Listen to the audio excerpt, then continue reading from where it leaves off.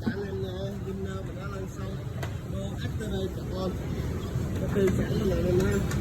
Ở trên này là mình đi cùng Tăng DOMINO chia ra cho này ha. Này ra mình cho nằm đây nè, Chuyên để thử cho anh em nha.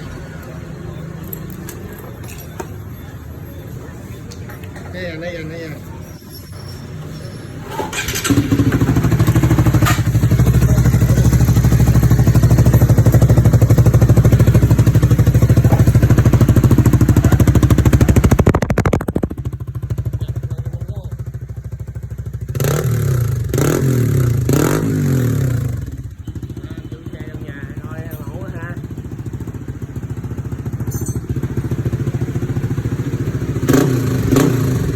Lên tùm băng nhức nhẹ là hết ra nè.